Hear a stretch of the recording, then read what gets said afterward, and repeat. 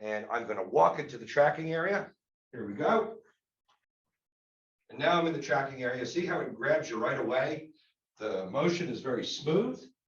As I move around, I can go and stand behind the lectern and teach or lecture. I probably lecture more than anything else, but and walk back, and you can see very smoothly following me. And these are the things that you're looking at right now that can be handled by the advanced setting: the tracking speed, the sensitivity, the target lost. If you remember, the target lost was set so that it was at zero instead of the 3 seconds that I recommended. And that's because we wanted to use it for demonstration purposes. So what I'm going to do is I'm going to walk out of the tracking area, and you're going to watch it just go back to the panoramic view. And here we go.